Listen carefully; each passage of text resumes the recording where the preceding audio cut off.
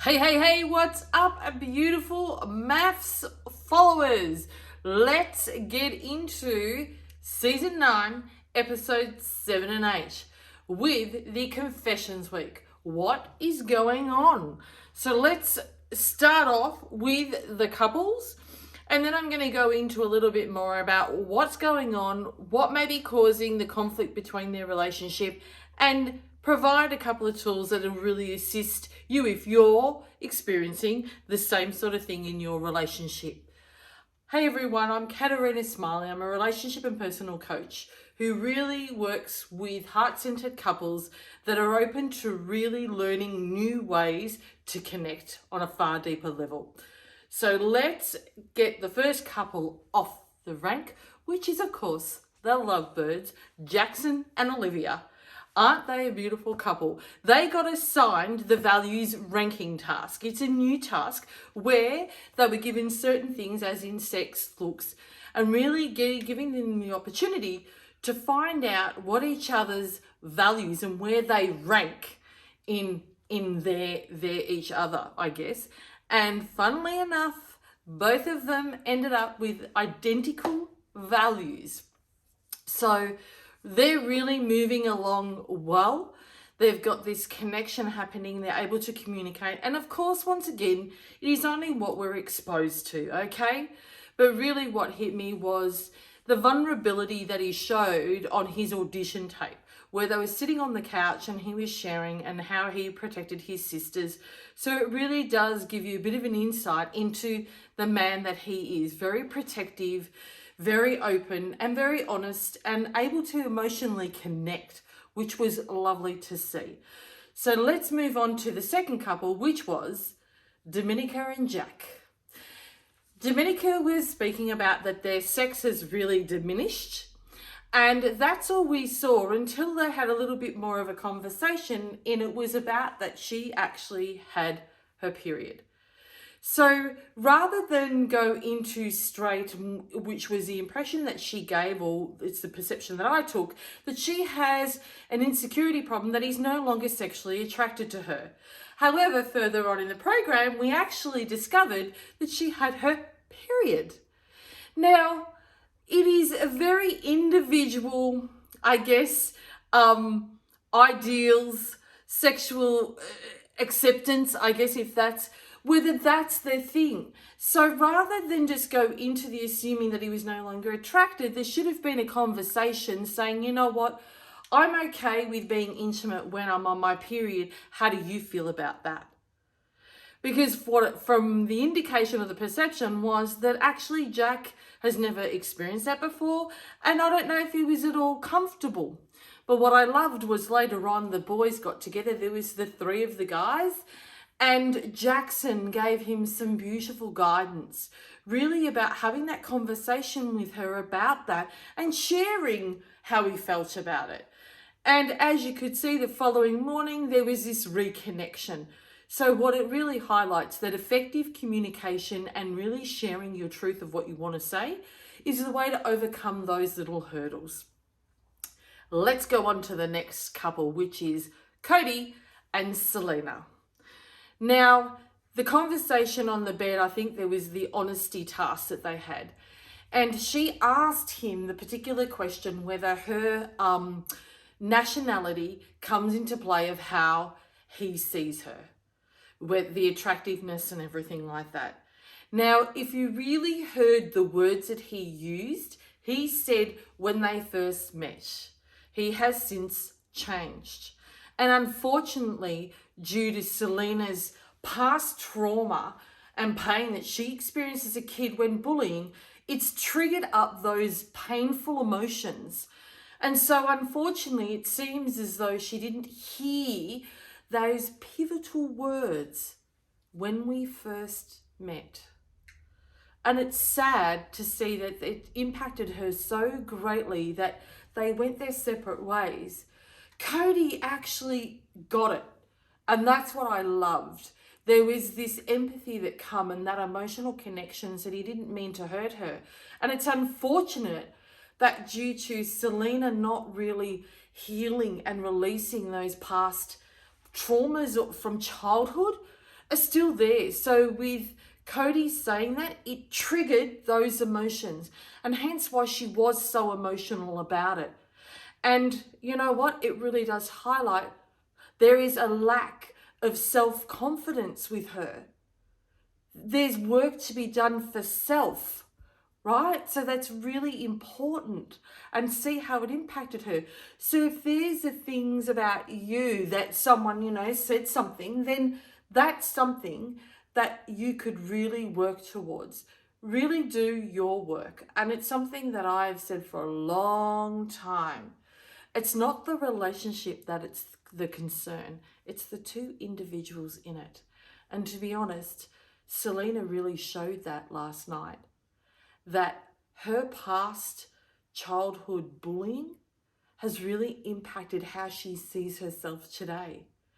And with Cody saying it did play a part, it triggered all that old pain, and it all come rushing to the surface. So it's sad, because there is opportunity there between them. And I hope that Selena can have that another conversation with Cody, and then really hear that he is really beginning to fall for her, physically and emotionally. So that I hope for them two can really get that moving forward. Let's move on to Holly and Andrew. Andrew, as much as he has all the emotional intelligence, and this is not, remember, this is anything I'm sharing is only about their behaviors. It's not about the individual. There was this lack of emotional connection. Holly was sharing how she felt. And as much as, yes, he's right in saying, it's a reflection of her and all of that, there comes a time when you just need to sit back and listen and allow that person to feel heard. The conversation was going on, but he lacks respectful listening. He really lacks that skill and that emotional connection. And it leads me to wonder, is that something that he really does need to work on, emotionally connecting? Especially, it's a reflection of how many women that he's been with.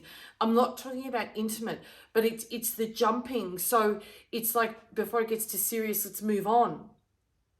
That's a lack of ability to emotionally connect.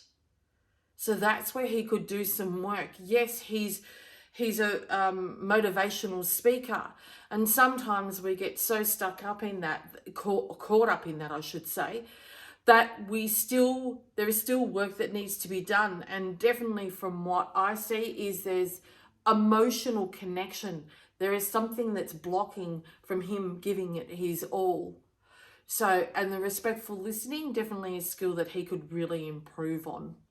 And Holly, it's unfortunate. She's really got her things together until a point, and unfortunately she got frustrated. Therefore, her emotional balance, she became emotionally unbalanced.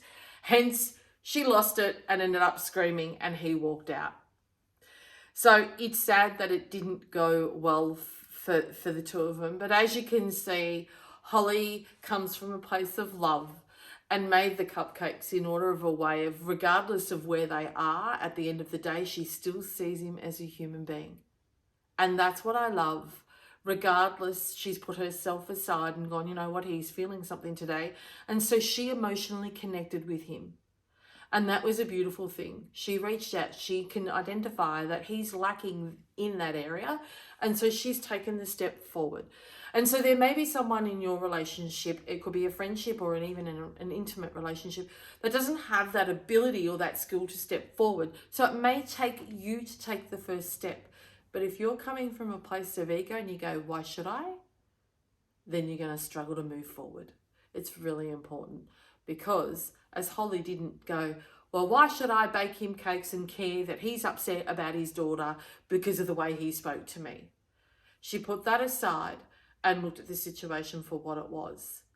And she's identified that he doesn't have that ability. And that's okay.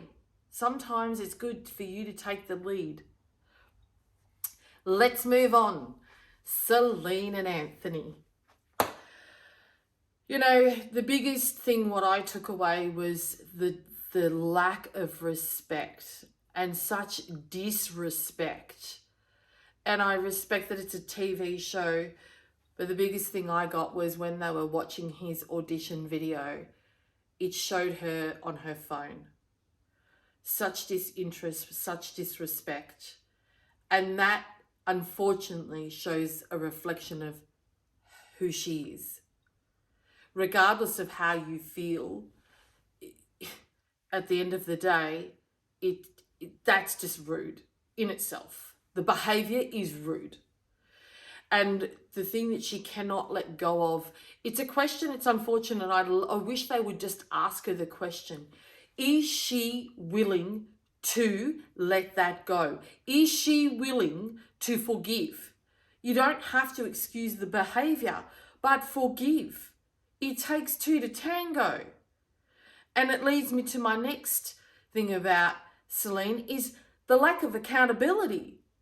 She does not see that any of her behavior was disrespectful.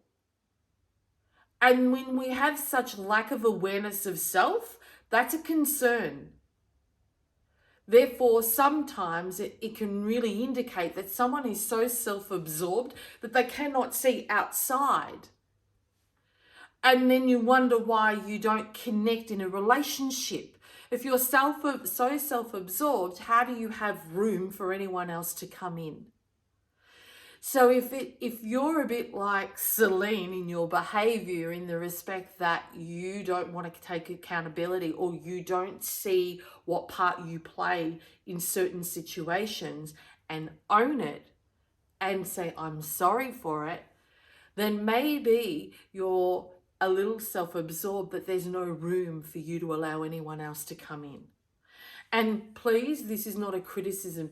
This is just offering you a different perspective and maybe answering some of your questions of why you're not in a relationship. That's all this is. Because this is not a criticism about Celine. It's just feedback. That's all I want to offer from the perspective of what I've seen played out when I'm watching the series, as you do. And Anthony, his trait, yes, he may be a little bit emotional. I like that. I think that emotional connection, it shows respect. And some people, see that as whimper, but what it is actually he's not willing to engage in the bullfight. That's pretty much it in basic terms. He can already sense Celine is up here. She is emotionally unbalanced, and I don't mean that as a criticism. It means she's in a heightened emotional state. She's angry, pissed off, whatever it is. And if you're in that state, anyone that comes in calm, generally it's going to end up a bullfight. If that person raises their emotional, if he gets frustrated, it's going to be two bulls in a ring and they're going to go at it, and with no clarity, no outcome. So what he chooses to do, because he can sense her energy that she's up here, she's a bull ready to go for the red flag. He senses that. He's very good with that emotional connection and he can sense her energy. Absolutely, 100%. And he says, you know what? I'm not going to engage in this bullfight. My only option is to walk away. And you know what? It's one of the tools that I teach, which is called digesting. However, the missing link is that the two people are meant to make a mutual respectful agreement that if one senses the other is in a heightened emotional state, they agree to say, you know what, we need to calm down, let's walk away and revisit. However, at this point, I don't feel Celine has the emotional intelligence to be able to make that agreement because she's not willing to let go of Anthony leaving on the honeymoon night, the last night. And she's also not willing to be accountable for the part she played, which is sad because she's missing an opportunity, a really good opportunity. Unfortunately, her ego is getting in the way. Let's move on to the last couple, Ella and Mitch. Okay, they got the task of the deep personal questions. And as you saw, like I did, Mitch went to Google to find the questions to ask. What it showed was Mitch really struggles to connect deep.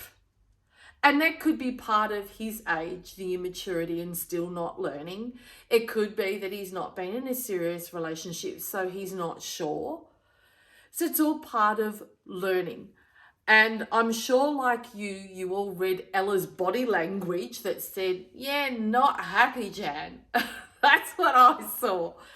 And so this really highlighted for me that there's a lack of skill in reading each other's body language. And it's so important that when you have a conversation, especially with your partner, and whether it be a friend, it doesn't matter, but with a partner, it's so important to ensure that you're facing one another, that you make eye contact, not sit on the other side of the room looking at the walls.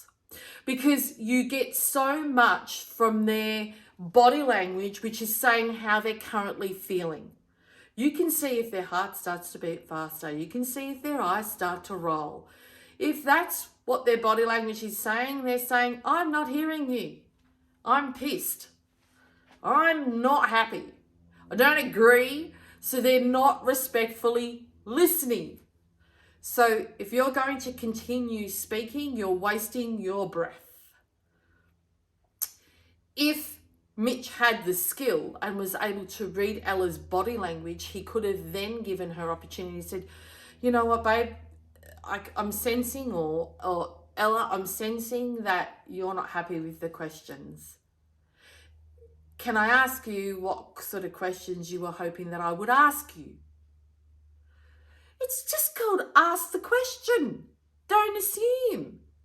And then she has opportunity. He could have said, because I'm not really sure I struggled with this.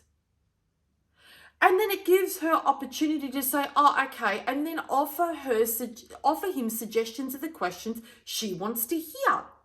Because guess what? Now she's open. And now he can go away, and he could have said then, you know what? Okay, I really didn't know what this task meant. I'm going to walk away. I'm going to go and find some more questions. And then can we come back and redo this? Guarantee it.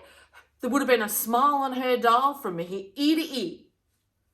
Instead, he didn't have the ability. This isn't a criticism. This is pure feedback. And I hope that you gain something from this. That if you're having a conversation with your partner and they're looking like Ella's body language or they're rolling their eyes, it's time for you to ask what's going on.